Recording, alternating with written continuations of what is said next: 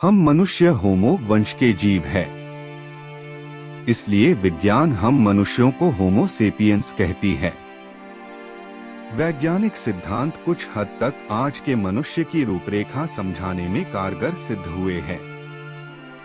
विज्ञान के अनुसार मनुष्य की उत्पत्ति अफ्रीका महाद्वीप में रहने वाले ग्रेट एप्स से हुई थी।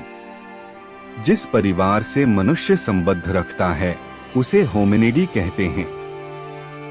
यह मियोसिन काल यानी 53 से 23 लाख साल पहले में पाए जाते थे। फिर इसी परिवार में एक प्रजाति विकसित हुई जिसे ड्रायोपेथिकस कहते हैं। यही वो जीव थे जो प्रारंभिक मनुष्य थे। यह दिखने में आज के समय में पाए जाने वाले वनमानुष जैसे दिखाई पड़ते थे। ड्रायोपेथिकस यह मनुष्य के सबसे पहले ज्ञात पूर्वज हैं। इसी समय के दौरान पृथ्वी पर रामापेथिकस नामक प्रजाति अस्तित्व में आई थी जो ड्रायोपेथिकस की तुलना में काफी समझदार और इंसानों जैसे दिखाई देते थे। यह यूरोप, एशिया और अफ्रीका महाद्वीप में पाए जाते थे। ड्रायोपेथिकस और रामापेथिकस के बाद ऑस्ट्रेलोपिथेकस नामक प्रजाति अस्तित्व में आई। ऑस्ट्रेलोपिथेकस रैमिडस की लंबाई 1.2 मीटर थी। इसके जीवाश्मों से पता चलता है कि यह सीधे चलने में सक्षम थी। इनके दांत और आगे के हाथ आज के मनुष्यों जैसे थे। ऑस्ट्रेलोपिथेकस एफ्रेंसिस यह कुछ समय पहले पाया गया लूसी नामक प्रसिद्ध जीवाश्म इसी प्रजाति का था। कहा जाता है कि ये अफ्रीका महाद्वीप में बसे हुए थे, जो ऑस्ट्रेलोपिथेकस रैमिडस से छोटे थे एवं इनकी एक छोटी खोपड़ी थी जिसमें सपाट नाक और कोई ठुड्डी नहीं थी। ये 2 पैरों पर चलने में सक्षम थे, लेकिन पैर बीच में से मुड़े हुए थे, जिससे यह वानरों की तरह झुककर चलते थे। इनके झुके हुए पैर, उंगलियां और अंगूठे इन्हें पेड़ों पर चढ़ने और वहां रहने में सक्षम बनाते थे। ऑस्ट्रेलोपिथेकस एफ्रेंसिस के बड़े दांत और बड़े जबड़े थे। ऑस्ट्रेलोपिथेकस अफ्रीकन्स ये अफ्रीका महाद्वीप में निवास करते थे। इनकी होमो इरेक्टस की तुलना में छोटे दिमाग के साथ एक छोटी खोपड़ी थी, लेकिन अपने पूर्ववर्तियों की तुलना में इस खोपड़ी का आकार बड़ा था। साथ ही उनके दांत आज के मनुष्यों की तुलना में बड़े थे। यह शाकाहारी थे एवं इनके बड़े जबड़े थे।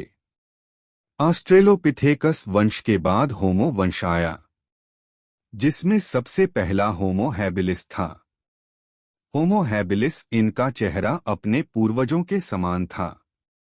खोपड़ी और मस्तिष्क के आकार से संकेत मिलता है कि यह बोलने में सक्षम थे। इंसानों द्वारा सबसे पहले बनाए गए औजार इसी युग के थे।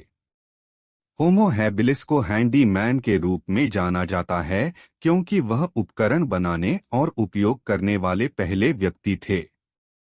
यह लगभग 5 फीट लंबा और सीधा था। होमो इरेक्टस होमो हैबिलिस आने के बाद होमो इरेक्टस अस्तित्व में आया जिसका शरीर बिल्कुल सीधा था। इसका चेहरा छोटा लेकिन लंबा था, साथ ही इसका एक बड़ा मस्तिष्क था।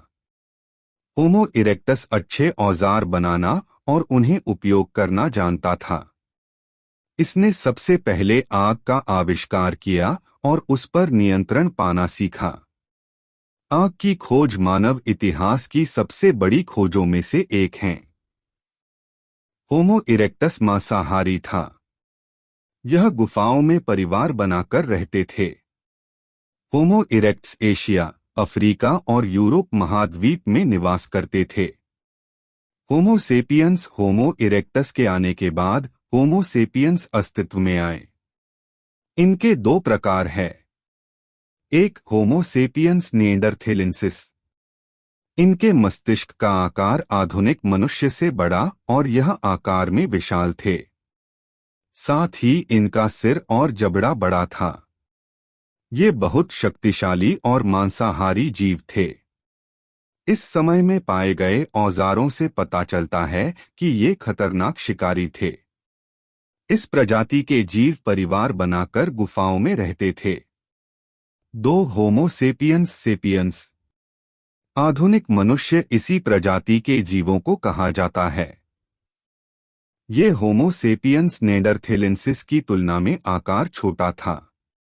इनका मस्तिष्क भी अपने पूर्वजों की तुलना में छोटा था। समय के साथ इनके जबड़े, खोपड़ी और ठुड्डी की गोलाई में भी कमी आई। क्रोमैग्नन होमो सेपियंस में सबसे पहले थे। ये यूरोप, ऑस्ट्रेलिया और अमेरिका में फैले हुए थे। शोध से पता चलता है कि ये सर्वाहारी थे। इनके मजबूत हाथ थे। धीरे इन्होंने सोचने की शक्ति विकसित की, कला का निर्माण किया, अधिक परिष्कृत उपकरणों का निर्माण किया। धीरे धीरे इनमें भावनाएं विकसित होने लगी। इस तरह पृथ्वी पर मनुष्य की उत्पत्ति हुई। ऐसी बात नहीं है कि आज इंसान पूरी तरह विकसित हो चुका है। यह कोई अतीत की बात नहीं है। विकासक्रम आज भी जारी है और यह आगे भी जारी रहेगा, जब तक कि मनुष्य का इस ब्रह्मांड में अस्तित्व है।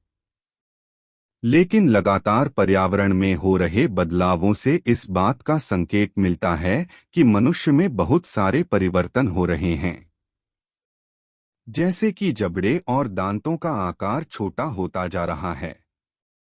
इस तरह से यह कहना बिल्कुल गलत है कि आज का मनुष्य पूरी तरह विकसित हो चुका है।